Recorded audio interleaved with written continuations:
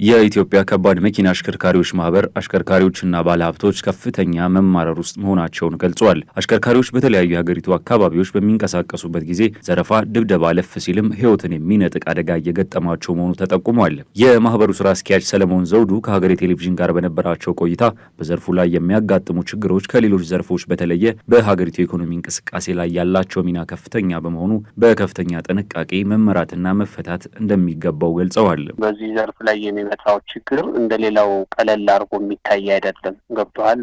የሆነ ዘርፍ ስራ ቢያቆም የሆነ ዘርፍ ቢያኮርፍና ይሄኛው ይለያያል። ይሄ ዋና ጉሮሮ የሀገሪቱ የኢኮኖሚ ጉሮሮ ስለሆነ እዚህ አካባቢ ላይ የሚፈጠርን ችግር በከፍተኛ ጥንቃቄ መመራት እንዳለበት ያምናል ማህበራችን። ስለዚህ ምንድነው ከመንግስት ጋር ነው በተለያየ ዘርፎች ላይ አሽከርካሪው በችግር ላይ ነው። አሽከርካሪው ብቻ ሳይሆን አሽከርካሪው ችግር ሲደርስበት ባለሀብቱም ችግር እንደሚደርስበት ኮንሲደር ይደረጋል እና በእንደኛ የሚመጡ ችግሮችን ከሚኒስትሪው ጋር በተለይ ከቅርበት ጋር የምንሰራው ከትራንስፖርትና ሎጂስቲክስ ሚኒስቴር ጋር በቅርበት እንሰራለን። የመፍትሄ ሀሳቦች እናቀርባለን።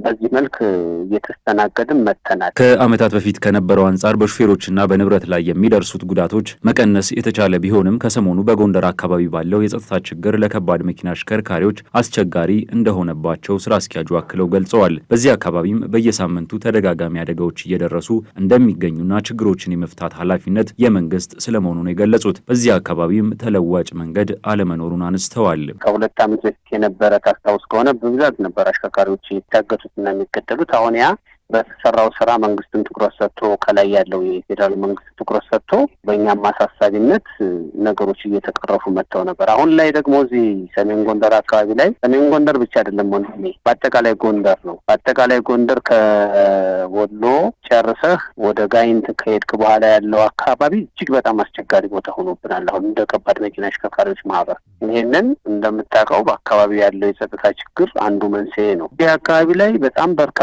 በየጊዜው በየሳምንቱ በየሁለት ሳምንቱ በየምኑ ተለዋዋጭ የሆኑ እንጂ ተከታታይነት ያላቸው አደጋዎች እየደረሱ ነው በአሽከርካሪዎች ላይ እና በንብረት ላይ። ይሄንን አሳስበናል። ሌላ በዛ አካባቢ ላይ ተለዋጭ መንገድ የለም። እንደምታውቀው ተለዋጭ መንገድ ካለ ምናልባት በትግራይ ዞረህ ነው። እሱም ደግሞ ከባድ ይመስለኛል።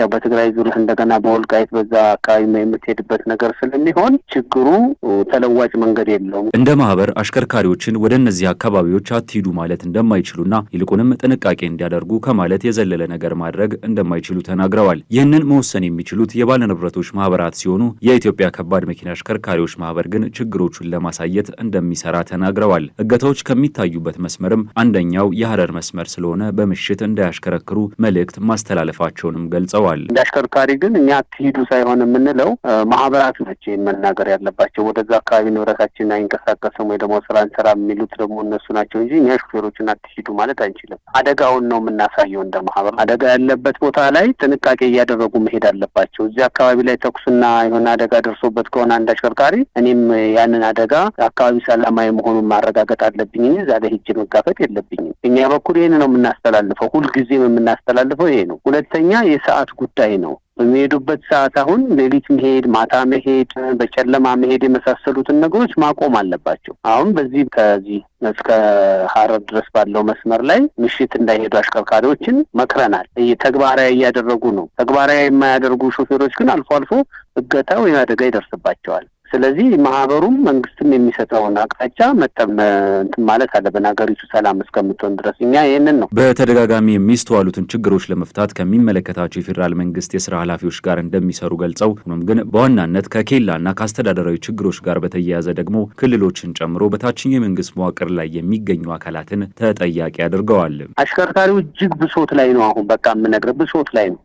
ባለሀብቱ ብሶት ላይ ነው። ችግሩ ያለው አሁን ታች ነው ብያለሁ። ከታች ከክልል እስከ ወረዳ ድረስ ያሉ አመራሮች ስለዚህ በቁርጠኝነትና በኃላፊነት አለመስራት ገንዘብ የለመደ ሚኒሻ፣ ገንዘብ የለመደ የመንገድ ትራንስፖርትና ምናምን ተቆጣጣሪዎች የሚፈጥሩት መሰረታዊ ችግር ደግሞ ታች ነው መፈታት ያለበት ብለን እናምናለን እንጂ በፌዴራል ደረጃ ግን የምናቀርባቸው ጥያቄዎች ተቀባይነት እያገኙ ጥረት እየተደረገ ነው። ችግሩ ያለው ክልሎች ላይና ከተማ መስተዳድሮች ላይ ነው። በመጨረሻም እንዳጠቃላይ የሰላም ችግር አለባቸው በምንላቸው ብቻ ሳይሆን በአንጻራዊነት ሰላም አለ በሚባሉ አካባቢዎችም እንኳን በከባድ መኪና አሽከርካሪዎች ላይ በተለያዩ መንገዶች ተደጋጋሚ ችግሮች እንደሚያጋጥሟቸው ስራ አስኪያጁ አንስተዋል።